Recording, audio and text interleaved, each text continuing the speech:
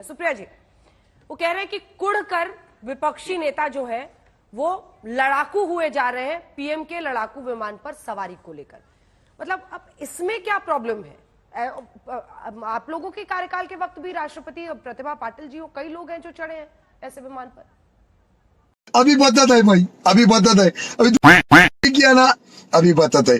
जी हाँ, आप सबको मेरा नमस्कार। सुधांशु जी को भी दो बातें कहूंगी और उसके बाद आपके सारे सवालों का जो जवाब होगा देंगे। चुनावी ऑप, फोटो ऑप, इसको हम क्यों कह रहे हैं? बिल्कुल, देश के प्रधानमंत्री हैं, पायलट उड़ा रहा था, वो पायलट के पीछे बैठे हुए थे, उन्होंने सॉर्टी करी, कोई बात नहीं, वहां पर पैसेंजर या वेपन सिस्टम ऑफिसर बैठता है, 2 सीट होती है तेजस में, एक पायलट बैठता है, पायलट के पीछे मोदी जी बैठे थे, उन्होंने सॉर्टी करी, अच्छी बात है, इसमें कोई दिक्कत नहीं है। दिक्कत कहां पर है अंजना जी, वो समझने की कोशिश करिए। दिक्कत है कि राजस्थान में वोट पड़ रहा है, दिक्कत है कि उस दिन 5 जाबाजों के शहादत के बाद उनके शव घर पहुंच रहे हैं। दिक्कत है कि जिस बेंगलोर में मोदी जी हाथ उड़ा उड़ा के अभिवादन कर रहे हैं, वहां पर कैप्टन प्रांजल, 29 वर्षीय कैप्टन प्रांजल का शव पहुंच रहा है, उनके माता पिता और पत्नी बिलख बिलख के रो रहे हैं। इसको हम आगे नहीं कर सकते थे। दिक्कत इस बात में है कि प्रधानमंत्री से क्यों लेकर भाजपा के यूपी के नेता पहुंच जाते हैं 50 लाख का चेक लेकर। कैप्टन शुभम, 27 वर्षीय कैप्टन शुभम जिनकी शहादत हुई, उनके मां के साथ चेक वहां पे खड़े हो जाते हैं खिंचाने के लिए। मां कहती है प्रदर्शनी मत करो। ये तुम्हें शर्म है? कुछ शर्म आया है? गिद्ध होने से दिक्कत है। दिक्कत इस बात से है कि जिस सचिन की शहादत हुई उसकी 8 दिसंबर को शादी थी। तो दिक्कत इस बात से है कि वक्त और समय होता है हर चीज का। यह चुनावी फोटो ऑप इसलिए था क्योंकि 1 से 1.25 लाख लोग राजस्थान के वायुसेना से लेकर आर्मी में हैं। प्रधानमंत्री हर बार ऐसा करते हैं, आपको शायद ना याद हो, मुझे अच्छी तरह से याद है।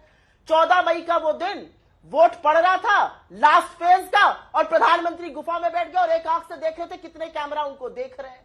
प्रधानमंत्री लिट्टी चोखा खाने लगते हैं, बिहार में चुनाव का मतदान हो रहा है। प्रधानमंत्री असम का गमछा पहन के जाते हो और फिर चाटुकार लोग बताते हैं कि देखिए असम का गमछा पहन के गए थे, असम में मतदान हो रहा है। वैक्सीन लगवाने। तो मेरा अपना मानना नहीं है, समय से दिक्कत है, समय गलत था। 5 जाबाजों की इस देश में शहादत हुई। और यहां पर मैं एक चीज बड़े पुरजोर तरीके से बोलना चाहती हूं। 2021 से मोदी जी ने एक नई स्ट्रैटेजी अपनाई है। मोदी जी किसी भी जाबाज की शहादत अगर कश्मीर में होती है तो उसका उल्लेख नहीं करते हैं, श्रद्धांजलि का या संवेदना का एक शब्द नहीं बोलते हैं, और यही उन्होंने इस बार भी किया।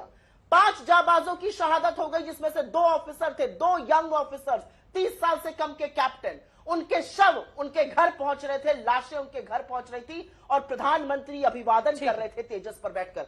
समस्या उससे है, हर चीज का, हर अपॉर्चुनिटी का एक टाइम होता है। देश शोक में डूबा था, प्रधानमंत्री मोदी ने 2021 से संवेदना और श्रद्धांजलि का एक शब्द बोलना कश्मीर में हुई शहादत के लिए बंद कर दिया है। रिकॉर्ड उठाकर देख लीजिए, अनंतनाग हो, राजौरी हो, पुंछ हो, कोई भी इलाका हो। ऐसा क्यों है? यह दिक्कत है। ठीक है, तुम चुल्लू भर पानी में जाके डूब के मर जाओ।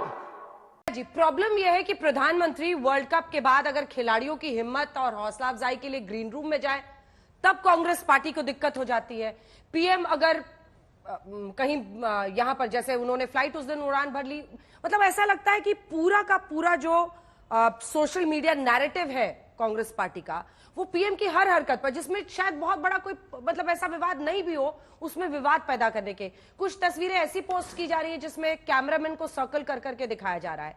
ये तो हर प्रधानमंत्री के साथ कोई ना कोई कैमरामैन और ऐसे लोग जाते ही जाते हैं हर जगह। अब हर चीज पर एक विवाद, क्या पीएम के खिलाफ कुंठा नहीं है? वाह बेटा, लगता है तुम गू खा के ही मानोगे। आपके सवाल का मैं 2 टूक जवाब दूंगी, लेकिन मान्यवर को कुछ बातें याद दिलानी जरूरी है। जब 26/11 हुआ और डिसाइसिव कार्रवाई की गई तो वहां पर 2 चीजें हुई थी। अगले दिन गाजे बाजे के साथ गुजरात के मुख्यमंत्री वहां पर प्रेस वार्ता करने, जब अभी ताज में रेस्क्यू ऑपरेशन चल रहा था, नरेंद्र मोदी जी पहुंच गए थे प्रेस वार्ता करने, अपनी गंदी राजनीतिक रोटियां सेकने। अरे बाप रे, ये तो धोती खोल रहा है। पहली बात याद दिला दूं दर्शकों को। दूसरी बात दर्शकों को याद दिलानी जरूरी है। आपने बिल्कुल कहा, शहादत हुई थी, बहुत सारे लोग मारे गए थे। उसमें से एक बहुत वीर सपूत इस भूमि के हेमंत करकरे थे। और हेमंत करकरे को किन अपशब्दों से आपकी प्रज्ञा ठाकुर ने नवाजा है, उस पर कोई टिप्पणी करिएगा, तब आगे की बात होगी 26/11 पर।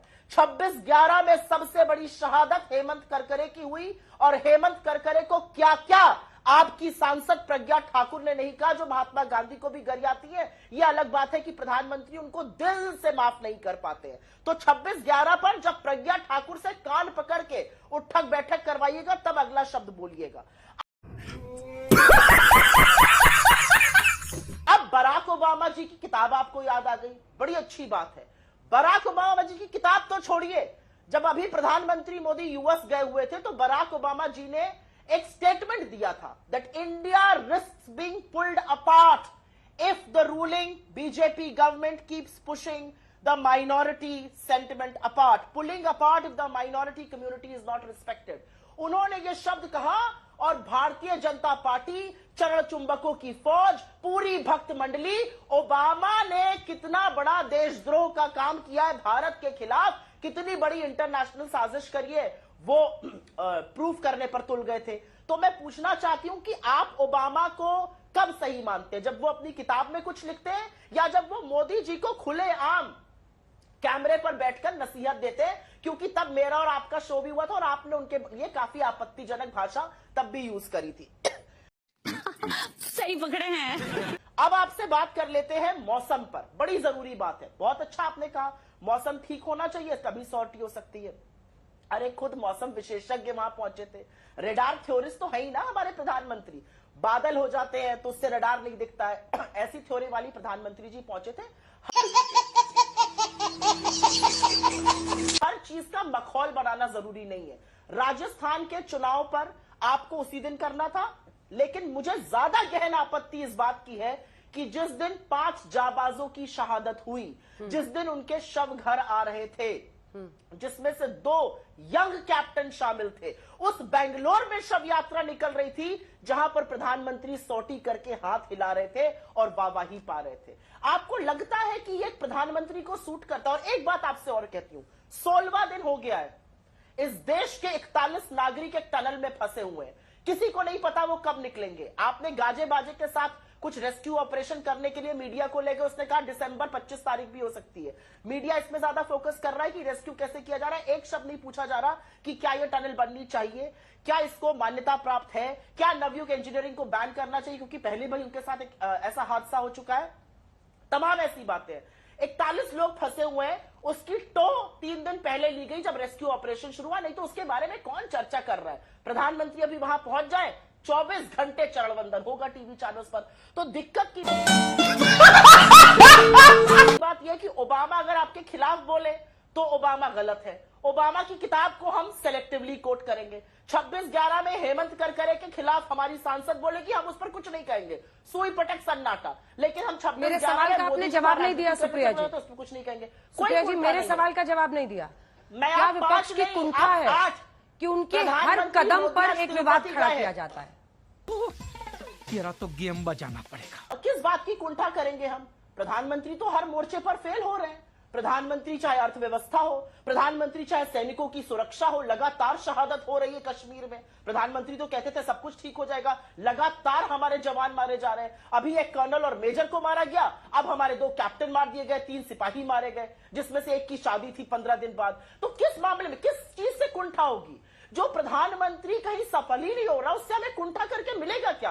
आप प्रधानमंत्री जी 8 कैमरा, मैंने थोड़ा प्रोडक्शन किया है ना टीवी में, 8 कैमरा लेकर गए प्रधानमंत्री जी। अरे आप 80 लेकर जाइए। इस देश का तो कुछ भला करिए, कुछ मुद्दों की बातें तो करिए। और आज का डिबेट अगर हम ये कहते कि प्रधानमंत्री मोदी ने मध्य प्रदेश, राजस्थान, छत्तीसगढ़, तेलंगाना और मिजोरम में तो खैर उनको जाने को मना कर दिया गया था, एक मुद्दे की बात करी। मैं एक बात कह के अपनी बात खत्म करती हूं। प्रधानमंत्री मोदी ने मध्य प्रदेश और छत्तीसगढ़ में कहा मैं 450 में सिलेंडर दूंगा।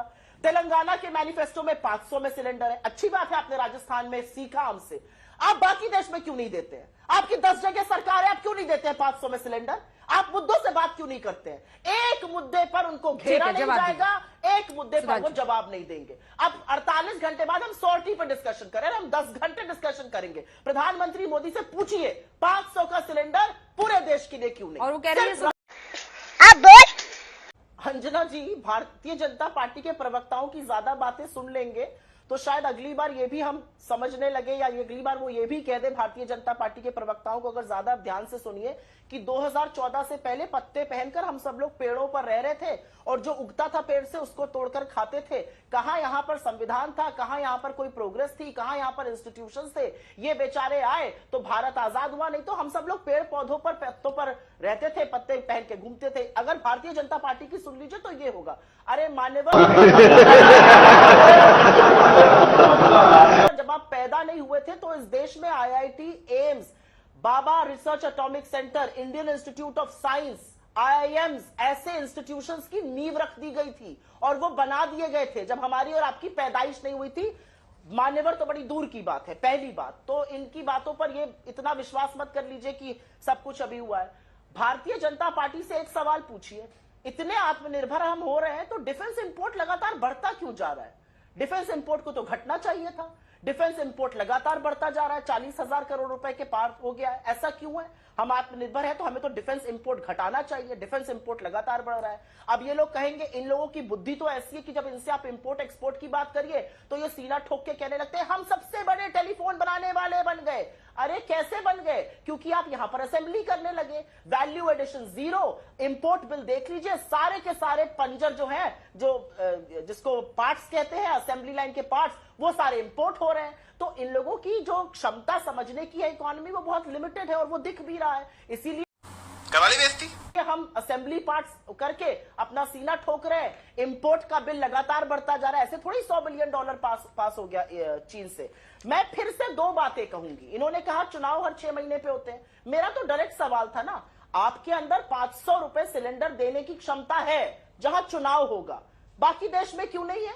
उत्तर प्रदेश में 2700 में गेहूं क्यों नहीं खरीदते? बुआई चल रही है, अनाउंस कर दीजिए इस बार 2700 में खरीदिएगा। उत्तर प्रदेश में एमएसपी पर नहीं खरीद होगी। एमएसपी के खिलाफ, बोनस के खिलाफ कानून मोदी सरकार बनाएगी और जाकर अनाउंस करेगी मध्य प्रदेश और छत्तीसगढ़ में, जहां करारी हार होने वाली है, कि हम 2700 में गेहूं खरीदेंगे। जाकर अनाउंस करेंगे हम 500 में सिलेंडर देंगे। अरे चुनाव हर 6 हफ्ते पर हो, 6 महीना भूल जाइए। आप बाकी जगह जाकर जो कहते हैं वो अपने शासित राज्यों में क्यों नहीं करके दिखाते? हम तो इस वीडियो के सामने आने के बाद सवाल तो बनता ही है। 500 में सिलेंडर दे रहे हैं, हम 200 यूनिट बिजली मुफ्त दे रहे हैं, हमने महिलाओं के लिए फ्री करी हुई है बस सेवा। आप कब कर? और एक बात और अंत में कहकर अपनी बात खत्म कर दूं। प्रधानमंत्री मोदी जी बड़ी लच्छेदार बातें करते हैं, खूब लच्छेदार बातें करते हैं। चुनाव में जाते हैं, वही काठ की हांडी चढ़ाते रहते हैं। उस काठ की हांडी को चढ़ाने से पहले इस बात का जवाब दीजिए कि आपके जो नरेंद्र सिंह तोमर हैं, उनके यहां ईडी कब जाएगी? बाबा बालकनाथ के यहां ईडी कब जाएगी? क्योंकि ऐसे ऐसे आक्षेप लगे हुए 10-10 हजार करोड़ घोटाले के, और सरकार की मुंह पर टेप लगा है, आंखों पर पट्टी बांध के हे राम जी जगत बना ही नहीं। असलियत यह है सरकार की, असलियत यह है भारतीय जनता पार्टी की। ठीक है। इससे पहले कि मैं सुधांशु जी का इसका जवाब लूं, मुझे अभी अभी याद आया कि 6 नवंबर को, जिस दिन 7 को वोटिंग थी, 6 नवंबर को अगर मैं सही हूं तो रात में राहुल गांधी केदारनाथ पहुंच गए थे वोटिंग के पहले। वो भी वही कर रहे थे जो मोदी जी करते हैं? हाँ, गए थे। नहीं, आपने अच्छा सवाल पूछा और मैं आपसे भी इस बात का आग्रह करूंगी। मोदी जी उठ जाएं, बैठ जाएं, सांस ले रहे हैं। कहां पहुंच गए? 45 मिनट तक मोदी जी की हर स्पीच हर चैनल पर, इंक्लूडिंग आपके यहां लाइव होती है।